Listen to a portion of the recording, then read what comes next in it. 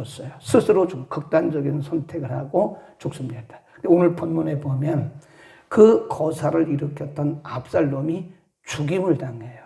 거기 보면 1절에서 5절 가운데 보면 압살롬의 군대들이 온다는 소식을 듣고 다윗을 따르는 사람들이 압살롬을 죽이자, 전쟁을 하자, 그렇게 말을 하니까 이 다윗이 하는 얘기가 우리가 그렇게 전쟁을 할 게 뭐냐.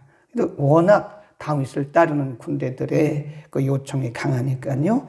5절에 보면 요압, 아비새, 이때에게 이르되 나를 위하여 손은 압살롬을 너그러이 대접하라. 그러면 너희가 싸우려거든. 싸움을 하긴 하는데 압살롬을 죽이거나 그러지는 말아라. 이게 참 대단한 마음이죠. 이게 다윗이 하나님 중심적이었다는 말이 여기서도 알 수 있는 거죠. 인간적으로 보면 지금 압살롬이 아들이긴 하지만 거사를 벌여가지고 모반하고 지금 아버지 다윗을 대적하고 왕권을 빼앗은 사람이잖아요. 그러면 이 사람들에게 고맙게 생각해야 될 거 아니에요? 근데 압살롬은 죽이지 마라.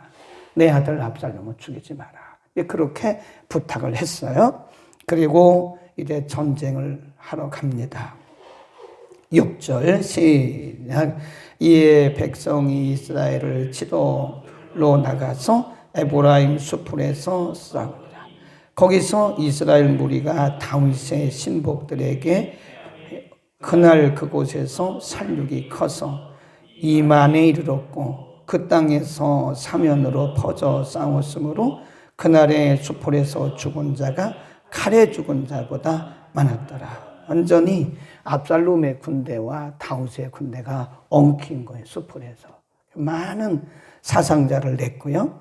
중요한 것은 9절에 보면 압살롬이 다윗의 신복과 마주치니라. 압살롬의 노새를 탔는데 그 노새가 큰 상수리 나무 번성한 가지 아래로 지날 때에 압살롬의 머리털이 그 상수리 나무에 걸리게 되고 저가 공중에 달리고 그 탔던 노새는 그 아래로 빠져나갔다. 그러니까 워낙 우리가 14장에 보면요, 압살롬은 보통 사람보다 머리 하나가 더 있을 만큼 참 크고 아주 잘생긴 그런 사람이죠. 그러니까 머리털을 1년에 한 번씩 깎았는데 그 머리털의 중수가 엄청나다 그랬어요. 압살롬이 나귀를 타고 지나가다가 노새라고 되어 있는데 나귀를 타고 지나가는데 상수리 나무 아래를 지나가는데 그 머리가 나무에 걸린 거예요. 그러니까 대롱대롱 하고 있는 거죠. 한 사람이 가서 이렇게 말을 합니다.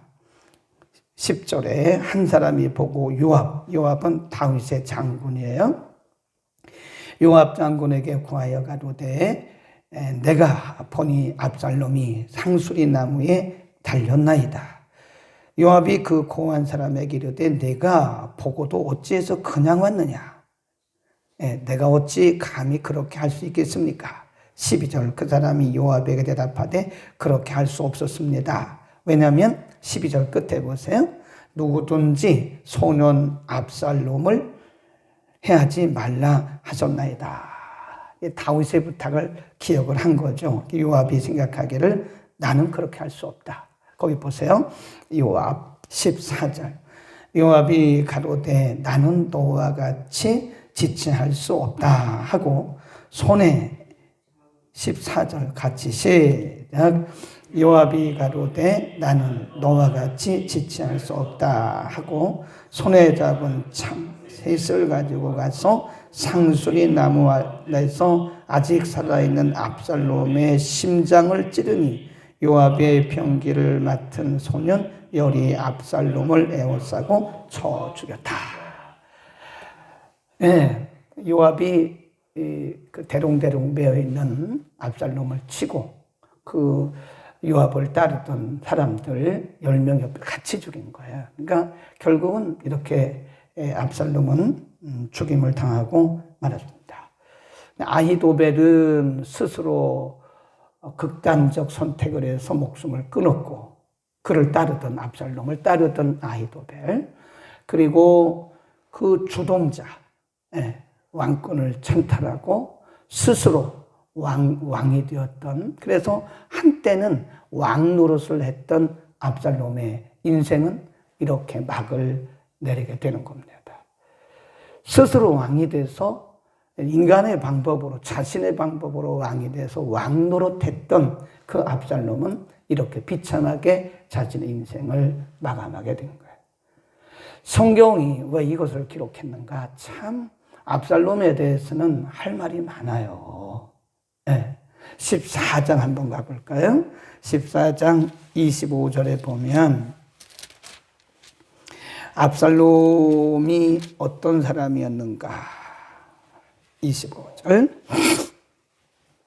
시작. 온 이스라엘 가운데 압살롬같이 아름다움으로 크게 칭찬한 바 없었으니 저는 발바닥부터 정수리까지 흠이 없습니다. 성경이 왜 이 부분을 딱 이렇게 기록을 했냐고, 다른 것 쭉 말씀하다가 압살롬의 탁월함에 대해서 기록을 하고 있는 거예요. 압살롬이 의분이 있는 사람이기도 합니다. 자기의 누이 다말이 암논에게 강간을 당했잖아요. 근데 그걸 보고 불의를 못 참으니까 의분에 빠져서 암논을 죽인 사람 아닙니까? 그리고 피했던 거잖아요. 그러니까 그런 걸 보면 압살롬에게는 여러 가지 마음이 있는데 의분, 아주 의로운 마음도 있었고, 또 이렇게 객관적으로 볼 때 외모상으로도 참 탁월하고 훌륭한 사람이었다. 그런데 그가 이렇게 왕권을 탐내고 찬탈하고 선동하고 왕을 이렇게 죽이려고 하다가 스스로 자기가 죽임을 당하고 마침내는 불행하게 그의 인생을 마쳤다. 우리에게 뭘 말씀하죠? 우리에게 있는 것들이요, 선용되지 않으면 우리 인생은 불행합니다. 우리가 아무리 머리가 좋아도요, 머리가 좋으면 뭘 합니까? 그 좋은 머리로 하나님을 대적하고 말씀을 부인하고 사람들을 악하게 하면 그건 압살롬과 똑같은 사람이에요. 비참한 결말을 맞이할 수도 있고, 설사 이렇게 가시적인 비참한 결말을 맞지 않는다 할지라도 그는 불행한 사람이에요. 돈이 많으면 뭘 합니까? 그 돈이라는 게 영원한 것도 아니잖아요. 내게 있는 그 재물이 어떻게 사용되느냐, 선용을 해야 돼요. 선용. 돈 버는 게 중요한 게 아닙니다. 어떻게 쓰느냐가 중요해요. 내가 공부를 많이 하면 뭘 합니까? 내가 박사학위가 있으면 뭘 합니까? 그 박사학위 가지고 내가 뭘 했네 도대체. 하나님의 영광, 제가 늘 강조하는 게 뭐죠? 하나님의 영광, 사람들의 유익을 위해서 어떤 선한 영향력을 끼쳤나 이거예요.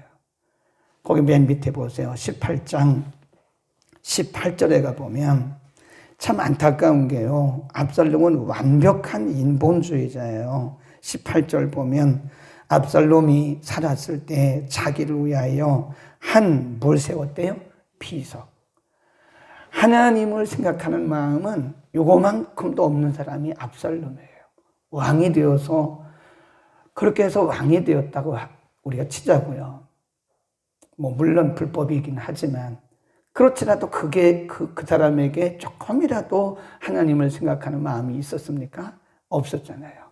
그러니까 악은 악으로 가는 거예요, 그냥. 자기를 위해서 비석을 세운 거예요. 우리는 이 땅에 있는 동안에 내게 있는 건강, 200년을 살면 뭐 하냐고요. 150년 살면 뭘 해요? 우리가 공부를 많이 하면 십자가를 지시기 전에 이제 고난을 당하세요. 십자가에 달리시고, 그럴 때 제자 중 하나가 와서 저 사람들 처단할까요? 예수님께서 뭐라 그래요? 칼을 도로 칼집에 꽂아라. 악을 쓰는 사람은 악으로 망한다. 즉, 칼을 쓰는 사람은 칼로 망한다. 우리가 우리 역사를 보면 알잖아요. 보면 정권을 잡아도 칼로 정권을 잡은 사람은 칼로 망하더라고. 틀림없이 우리 국내 역사든 국외의 역사든 간에 정도를 가지 않는 사람은요, 반드시 자기 꾀에 빠지게 돼 있어요. 아히도벨을 봐도 자기 꾀에 빠진 사람, 압살롬을 봐도 자기 꾀에 빠진 사람. 그러니까 우리가 하루하루 살아가는데 내 꾀를 가지고 살아가면 안 됩니다. 하나님 앞에 기도하고 하나님이 인도하시는 대로 가야지. 우리의 꾀대로 되면 잘 되는 것처럼 보이지만 잘 되는 게 아니에요.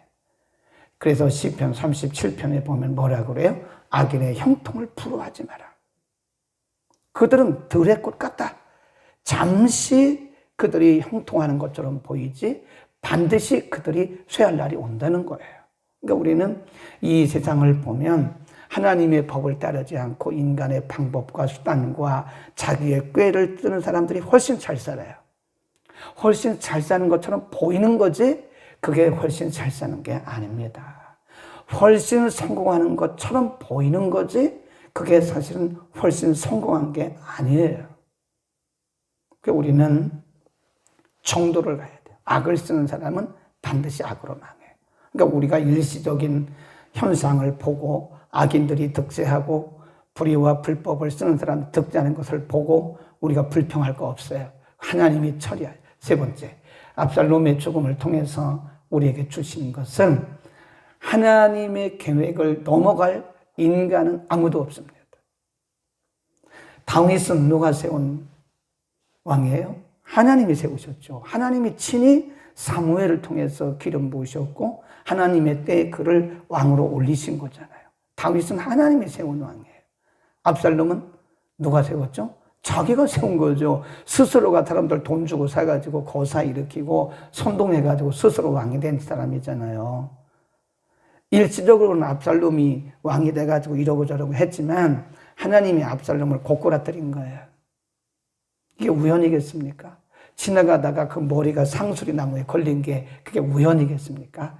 이 세상에 우연은 없습니다. 하나님이 하신 거예요. 하나님이. 그래서 인간의 계획이 일시적으로는 득세하는 것처럼 보이지만 절대로 하나님의 계획을 추월할 수가 없어요. 그래서 써놓으세요. 인간의 계획이 절대로 하나님의 계획을 앞설 수 없다. 이길 수 없다. 그런 겁니다.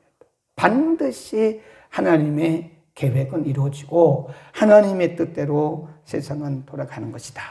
그러니까 어제도 제가 말씀드렸잖아요.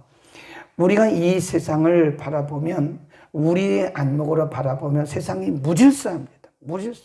요즘 있지만 그러나 이면에서 그럼에도 불구하고 하나님의 계획은 지금 계속해서 진행이 되고 있다. 그런 시대에 우리는 살고 있습니다. 깨어서 기도합시다. 잠이 옵니까?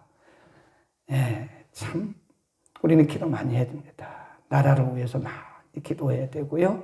이 지도자들을 위해서 특별히 기도해야 돼요. 지도자들은 이렇게 민생이 어려운데도 불구하고 민생에 대해서는 상관도 없고 자기들끼리 저렇게 여의도에서 전쟁이나 하고 앉아있고 말이에요. 그냥 비판이나 하고 있고 이게 참 어렵습니다. 어려운 시대를 살고 있습니다.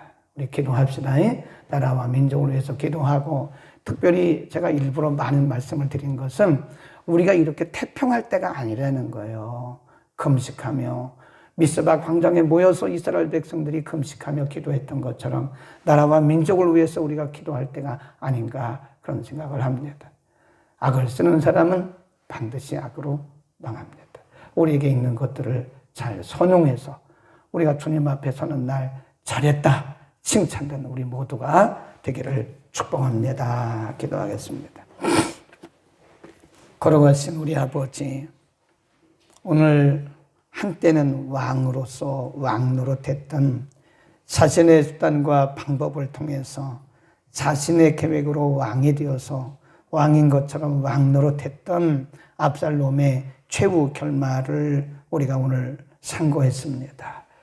성경은 압살롬에 대해서 이스라엘 가운데 그처럼 아름답고 뛰어나고 탁월한 사람이 없었다고 말씀을 하고 있는데 어찌하여 압살롬은 이렇게 비참한 인생의 결말을 맞이했는지 그가 하나님의 생각이나 하나님의 말씀은 조금도 마음에 두지 않고 자기의 수단과 방법으로 왕이 되는 꿈은 이루었지만 결국 이렇게 비참한 결말을 맞이한 것을 보면서 하나님 우리가 많은 것을 생각하게 됩니다. 우리에게 주신 것들, 은사들, 재능들, 재물들, 잘 선용해서 우리 주님 앞에 서는 날 잘했다 칭찬 듣는 우리 모두가 되게 하여 주옵소서. 어지러운 세상을 살아가면서 기도 없이는 살 수 없는 시대, 우리가 늘 깨어 기도하게 하옵소서. 우리나라와 민족, 우리의 조국을 하나님 선한 길로 인도하여 주옵소서. 예수 그리스도의 이름으로 기도드립니다. 아멘.